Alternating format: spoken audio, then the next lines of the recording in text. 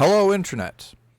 Welcome back to another episode of SnowCraft. As you may be able to tell, I have been busy.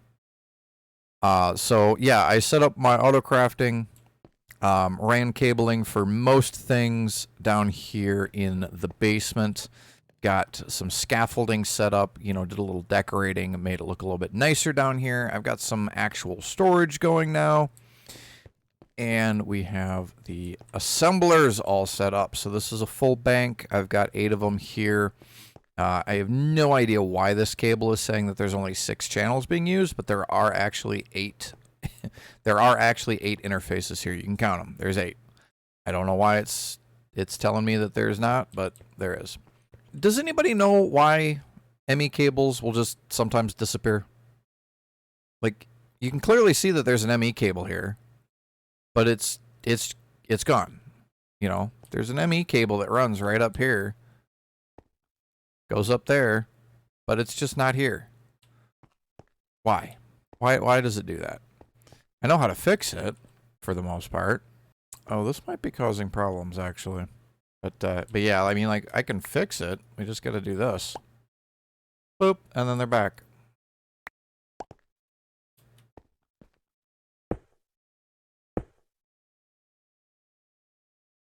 See, now they're all back. And, like, why? Why does it do that? And why does it do this? I've never been able to figure this out. I have Googled this over and over and over, and I have never found an answer. I want to walk you down a rabbit hole that I fell down while I was working on all of this down here. So as you saw downstairs, I put up quite a bit more of this steel scaffolding, and it occurred to me while I was doing that I should probably check to see what my steel supply looked like. So I came over here and I looked at it, and at the time, I've got a little bit more now because I've gotten the steel production going, but it's still a little low. But at the time I came over here and I had like 20-something blocks of steel. I was like, wow, that's really low. Oh, I bet you the steel production back here ran out of iron. So I grabbed a stack of iron and I walked over here. And I got to about here and I went, huh. Well, that should still be full of coal. And I looked inside here and sure enough, it's full of creosote. So when these things fill up with waste, they stop working. So when this fills with creosote, it stops. If this ever fills with slag, it'll stop. And I looked in here and this was actually empty, but it had full... It was full of coal coke, but it was empty of iron. So we can do that and get it going again. Might as well top off the iron while we're here. But I came out here and I looked at this and I went, oh yeah, it disappears when I zoom in on it. But that's completely full of creosote. So of course we're not getting any more in. And it's like, well, I can build another one of these tanks, just put it right next to it and run a cable over, continue the pipe over to it and stuff like that. But honestly, I should just build a black hole tank. But one of these guys, well, these guys can hold an integer's worth of black holes, 2 billion buckets. To make them, though, you need plastic. Plastic is the hard part. Like these are easy. Plastic is the tricky part. Okay, so I need to set up plastic. Well, the way that you get plastic is by extracting latex from wood using a tree fluid extractor from Industrial Foregoing. And then you take that and you run it into a latex processing unit. And I can actually just show you. This will be easier to show you. So you take a piece of wood, and mineral wood is the highest latex value, like it gives you the most per block. Put it next to a tree fluid extractor. This guy fills up with latex. The latex then needs to go into a latex processing unit where it is combined with water. So I've got an infinite water source right here from Nuclear Craft that's providing water. But that then creates tiny dry rubber. Kind of see what I've got going on here, right? So the tiny dry rubber comes out of here and it gets stored, or stashed, I guess you'd say, in this chest right here. And this is only here because Applied Energistics does not like extracting with an import bus, going from an import bus to an export bus. It does not like doing that. Import bus has to go to storage. Export bus has to come out of storage. I don't know why, but if you take this storage bus off of here, this setup does not work. I tried it. It's frustrating.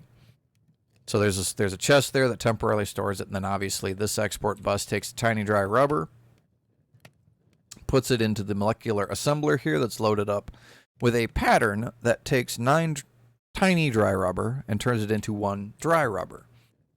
The molecular assembler will then push that dry rubber down here into the furnace, where it is then cooked and turned into a piece of plastic. It's actually extracted out the bottom because this is a vanilla furnace, where it's then dropped into this line right here, pushed into this, put into the storage bus with a insert only setting on it that pushes it into this interface, which puts it into my ME system.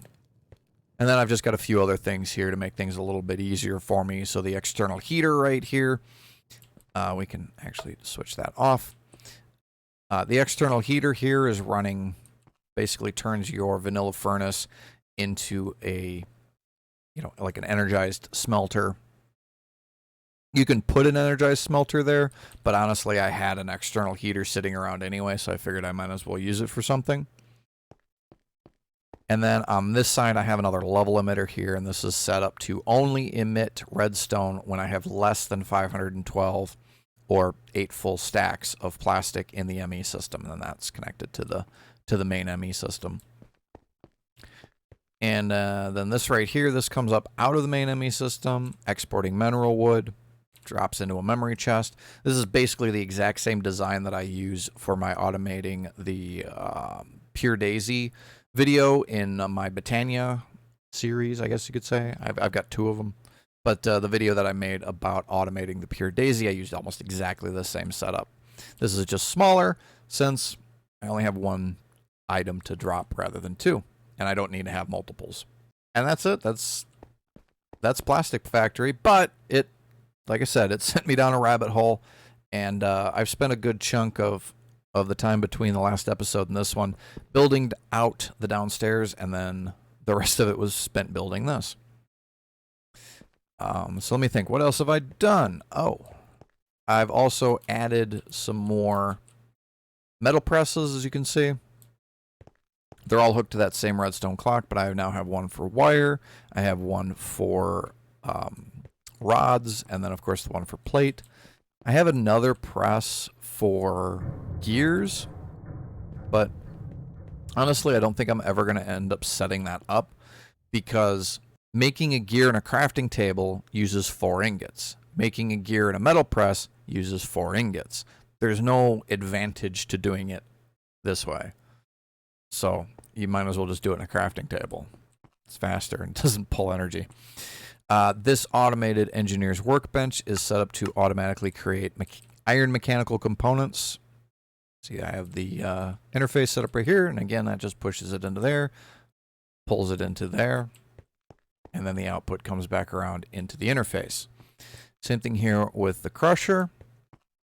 I have that set up with a few different dusts that are handy, so that'll dump it into there, and then of course the return comes back into that interface. And these are just facades. Got the cables behind them. Where did that go? Where'd it go? Oh no. They're probably downstairs. We'll have to go look downstairs and see if they're down there. But yeah, these are just facades that I put over that to make them look a little bit nicer. I've added a few ME terminals and just kind of random places around my factory where I think that they'll be useful. These are generally just terminals. I have the crafting terminal that's over there. There's another one right there. And then, of course, I have all the garden cloches set up, and I've put level emitters underneath all of them so that they are automatically turned on and off as I need the material that it produces.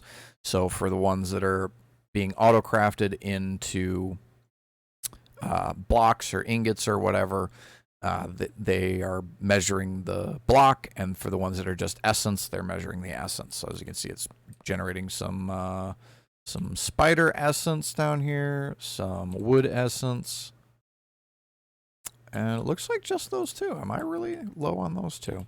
I can never remember where my terminals are.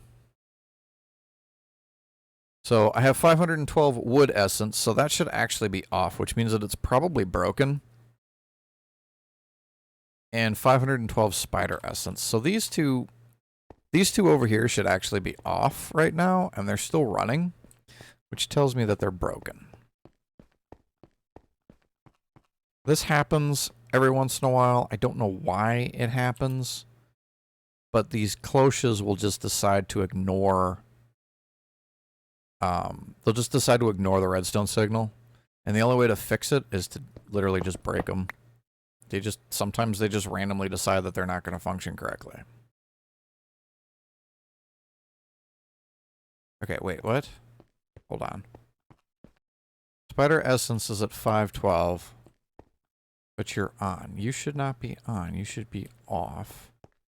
Emit when levels are above or equal to limit. The limit is 512. Spider essence. So it should be emitting right now.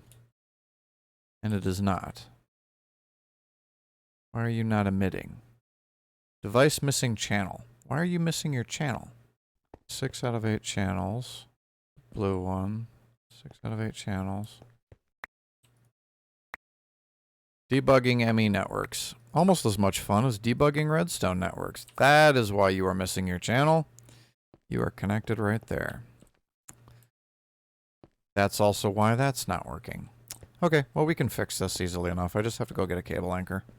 Be careful where you put your ME devices, because sometimes they will decide to connect in places they're not supposed to connect.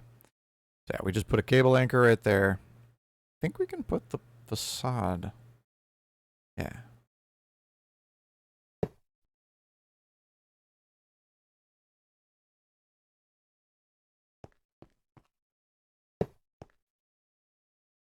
Put all that back. Now we should have, yep, 8 of 8 channels. Okay. So yeah, we just had to put a cable anchor there. Now it's fine. Put these back down. Now we are emitting a redstone signal. And now we go back upstairs, and those two cloches, what did I just say? Now those two cloches should not be generating. You are the Infernium one. You are fine. Okay, see, now they are still generating, which means that they are bugged. Because I literally just looked, and you are not, you should not be on. Why are you on? Now we'll see if this trick works. So we do this, we put this back down. Turn it around. Dirt back in, seed back in.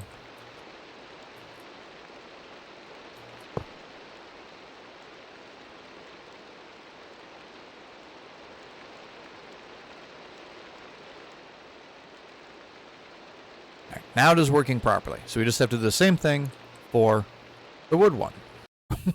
What? My garden cloche just disappeared on me. Like it just straight up vanished. Well, I gotta find or make a new one. Annoying that glass is what I don't have. Fortunately, I have it all set up to be able to auto smelt. So all I have to do is tell the ME system, hey, I need some glass. And the ME system's just like, alright, give me a second. Of course, I could take those 46 iron panels that are in there. I don't know what they're doing in there. This is, of course, being smelted by that energized smelter. You can't see it anymore because my plastic setup's in the way, but it's right over there. Hey, now someday I'll find where the garden cloche went. Okay, put that back down. Turn that around. Put the dirt back in. Put the seed back in. Stop. Stop lagging.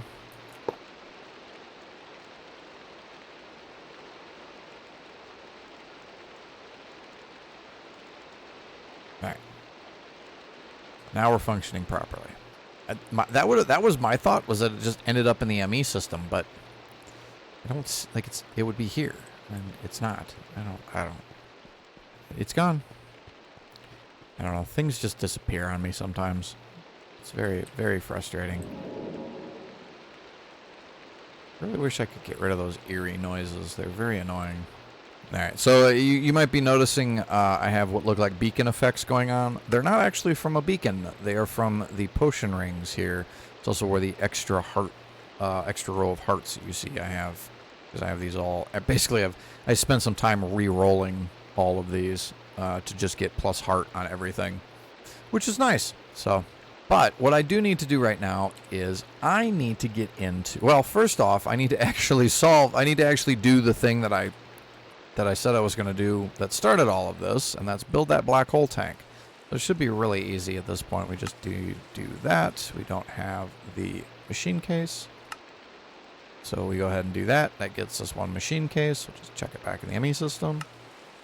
And there we go. We have the black hole tank. I even had 2 Eyes of Ender just sitting around. Now we're going to go hook that up, but I need a lever, and I don't remember if I put the lever. I put the levers in here, didn't I? Yeah, I did. So we're just going to take this guy, and we're going to go stick it to the bottom of the creosote tank. Of course, it's raining. And we're actually even going to make this a little bit easier on us, because if we take out these 2 blocks, we have our basement right there. Now, we take this, we put it right there, and then we put ourselves a lever right there. Turn the lever on. This tank is going to fill up with creosote oil. See it draining out of the fluid tank right there.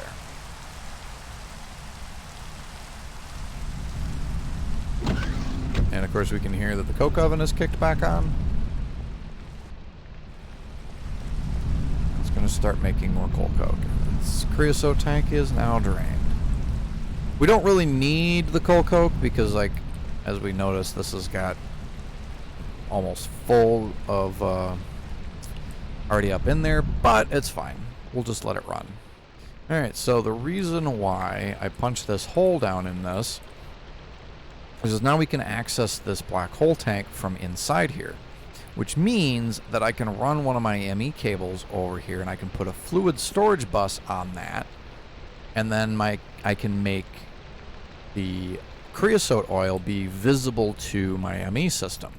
So when I need to make stuff using creosote, I can just use a fluid crafter, and there you go.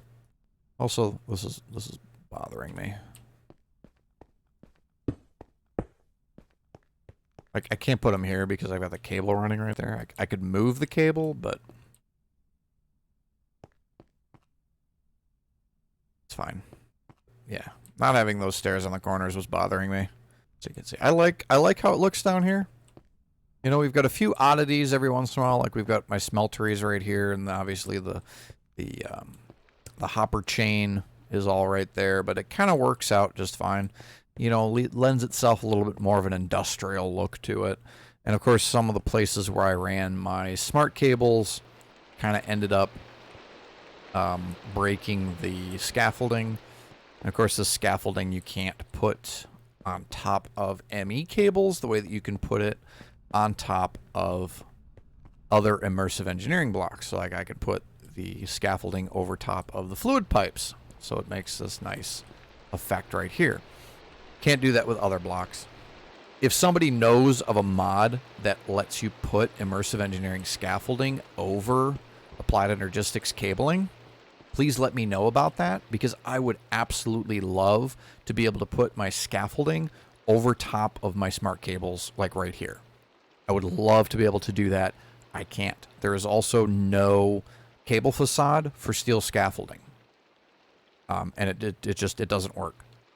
So I can't even fake it with cable facades. I also put a dread lamp up here so we'd stop getting bats all over the place. All right, now the next thing that we want to do, the next big project that I want to dive into, as it were, is getting myself Botania. As we all know, Botania has some really, really fun stuff in it. And there's a few things that I want to work on going forward that I need access to Botania in order to do. So, of course, the first thing that we need to do to get Botania going is we need a pedal apothecary. And I have almost everything in my ME system that I need, because you can use the mushrooms in place of the petals. I just need a slab. Bam, petal apothecary. And I'm going to also need some components because I need to make the pure daisy. And this is where things are going to get a little bit interesting, I think, because on the one hand, I want to put my Botania stuff outside, right? It's all grass and nature and generating. Plus, you tend to spread out with it, and it takes up a lot of room. So I don't really want to put it in my factory, and it wouldn't look right anyway to have it in the factory. But I need access to my ME system from it because I've got stone in the ME system. I've got wood in the ME system. So, you know, and of course I want to take the living rock and living wood that I'm going to be generating using the pure daisy and store it in the ME system as well. Plus, of course, I'm going to have all my ingredients in the ME system. So what that means is I'm going to have to pick a spot to put this thing, and then I'm going to have to run an ME cable out to it. So the first thing let's do this first. And of course it's negative. And it's raining. It's always raining. The place that I've been thinking about putting it is actually right here. Because I can set it like I can put the apothecary right here. And then I can have a terminal. I'm thinking I'm actually putting the terminal like right here. Just right on that wall. And then it's close enough that I can access it easily without I can access stuff easily without it being a big problem to where'd he go? He despawned. But I can access the stuff without it being a big issue, and it shouldn't be terribly hard. And then, of course, we can expand our Botania stuff. We can go out that way. We can go level this off and go out that way. So that should give us plenty of room. Let's give us a nice view of our portal. I'll probably end up taking this hill down at some point. And then, of course, we have water for the apothecary. So, let's see about making a hole. So now the question is, where do I have an available channel to connect another terminal to? And this is where color coding is really useful, as well as these smart cables.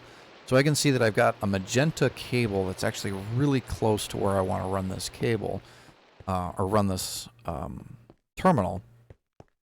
So let's go back over here and see if magenta has any. It does not. So magenta is full up on channels.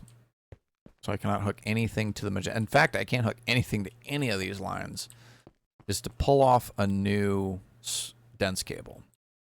Purple's full, and then this one up here, this is actually pink, but you can't see. You can barely see it clipping through there.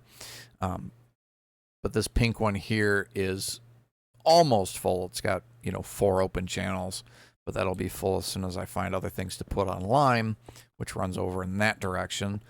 So, what we're going to do, there's my controller. Yeah, see, there's the pink line running right there.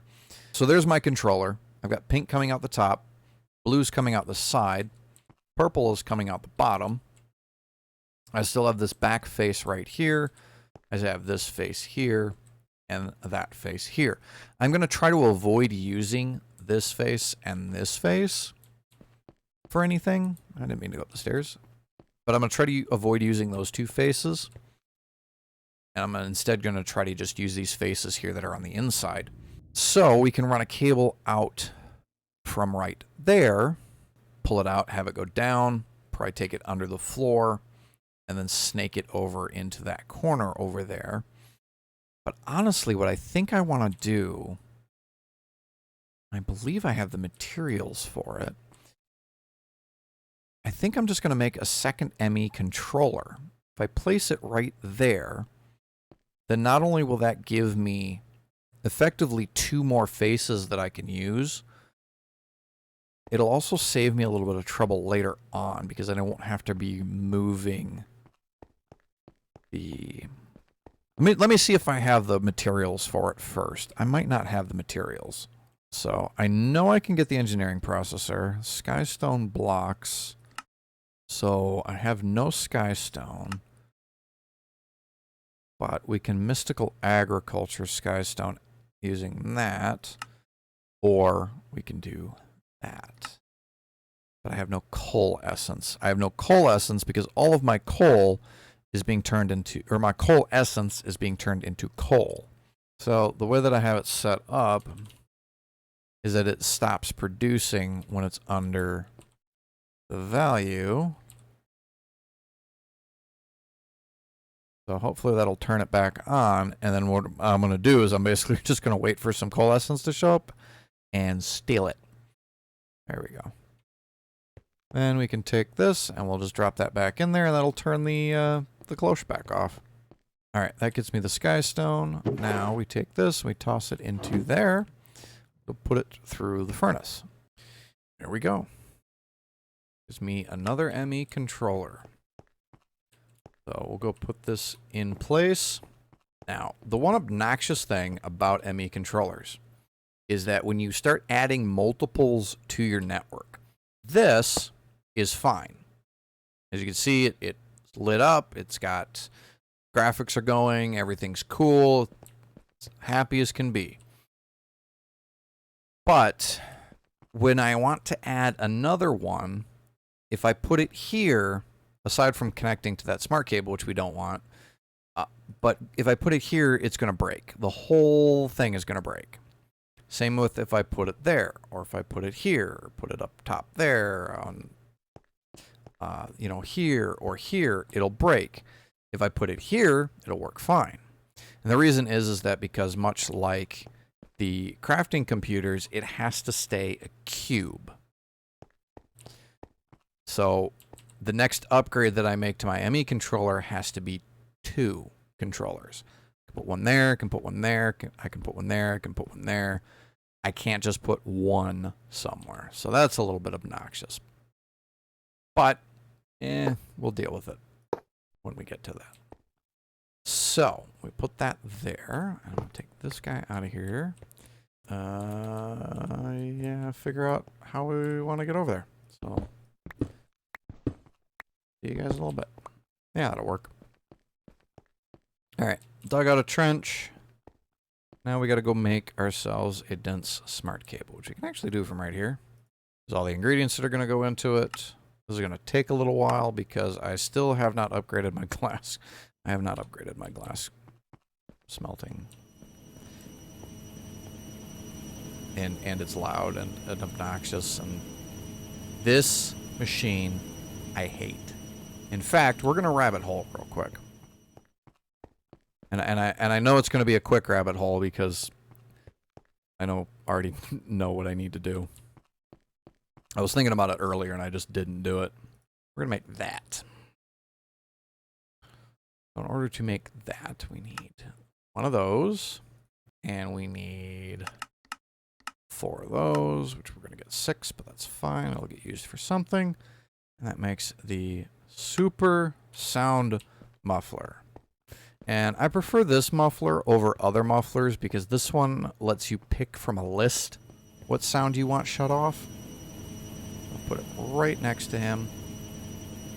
So most mufflers, like, yeah, right there, it just cut off everything. But now if I go in here, and I change this to blacklist, and then add, then we can do recent, and machine smelter, add. Silence. But you still get all the other nice little sounds.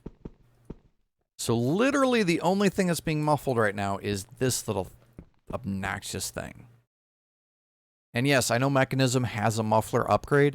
It doesn't work. It doesn't work as well as this, and it's expensive. That, you just put it down next to it and it shuts it up. Okay, we got our 10 dense smart cables, and it just occurred to me, why did I make 10? It has to be in multiples of 8 because we have to dye these. We can't dye them except in multiples of 8. So just make 6 more. We'll just have 16. But now the question is, what color do I want to make the cable? So let's use red. I haven't actually used red for anything.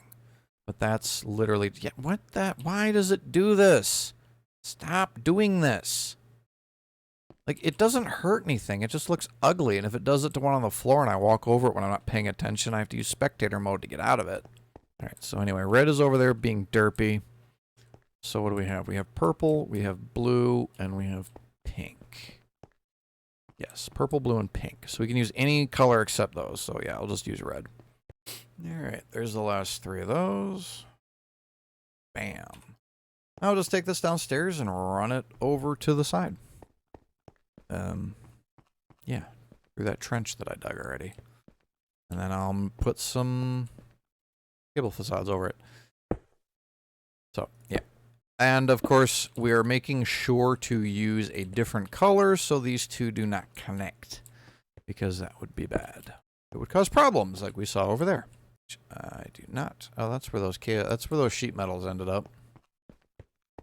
Remember the sheet metal that we lost? They ended up in the ME system somehow. You're not gonna see any of this. That's fine. Not like you'll know that. Anybody will ever know that this is here unless you watch the video, which YouTube tells me almost nobody watches it. So it's fine. It's fine. I can make all the mistakes that I want because no one will ever see them. Not like there'll be a record forever and ever of all my errors and mistakes that I've ever made on, you know, because nothing lasts on the internet.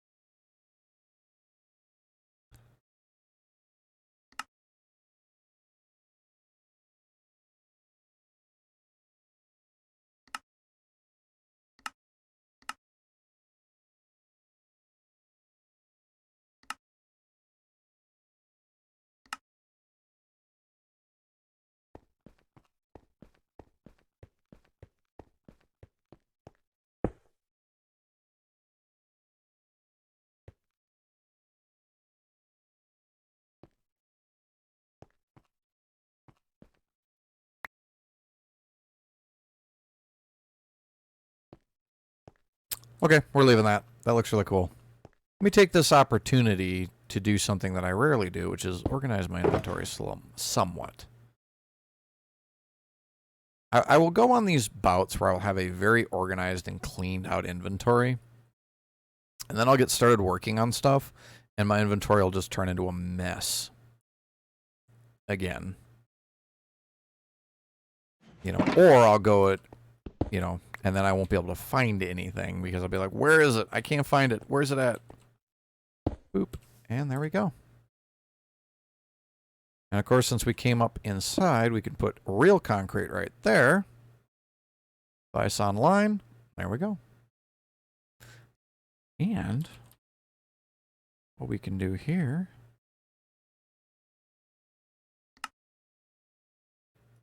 There we go.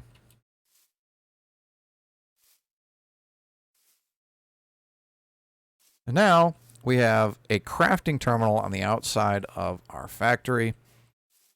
So I can just go up to this and I can make use of everything inside the factory, which, you know, kind of makes sense. So now this factory is just one big crafting table, effectively. Not really. It's kind of fun to think about that way. And that is, that's actually getting kind of low. I need to go turn my diesel production back on. Are we doing on, we are full up, we're actually full up on seeds, so I gotta turn the melon back on. I turned the melons off.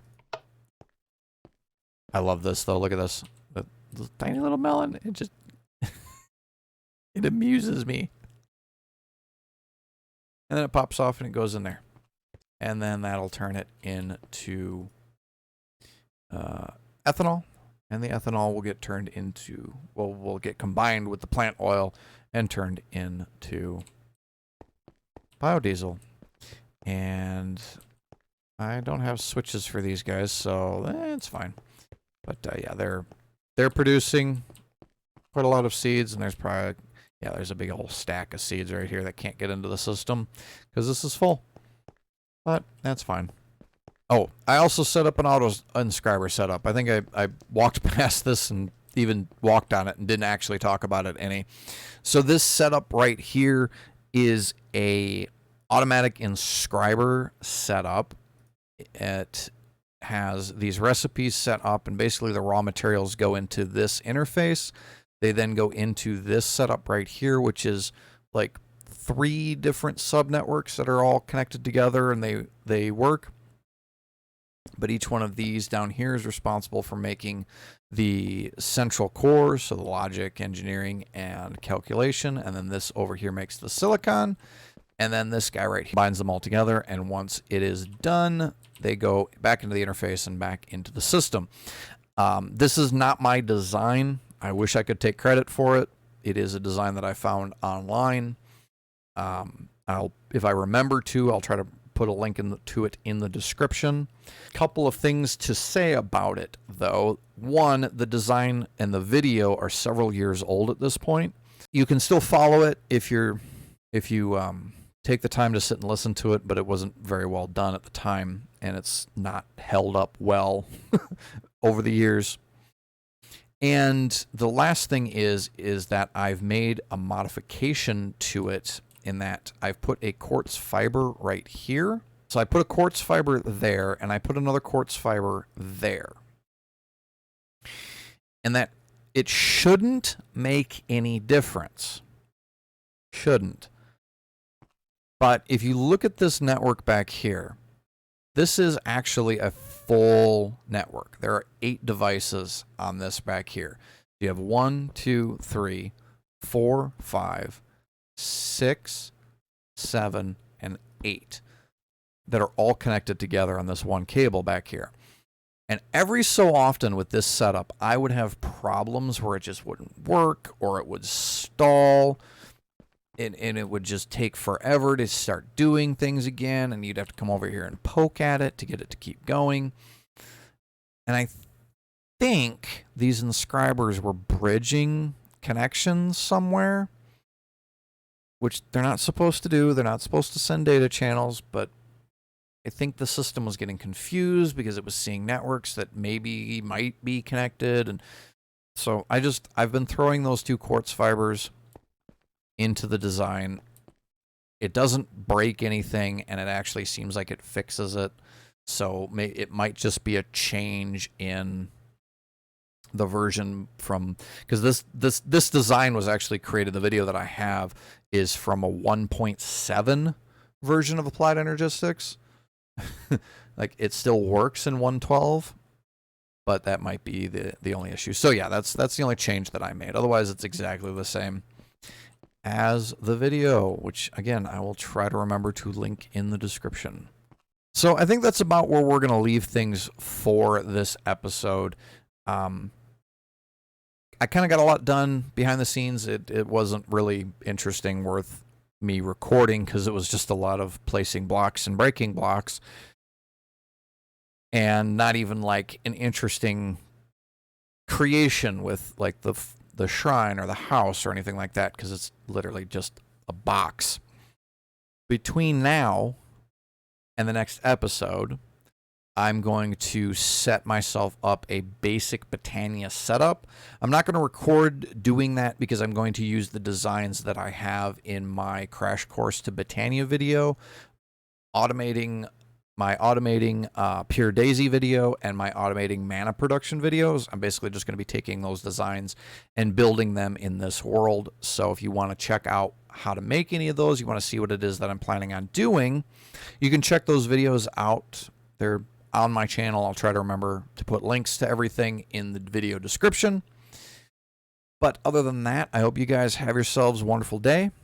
I will see you in the next video. Until then, happy Minecrafting.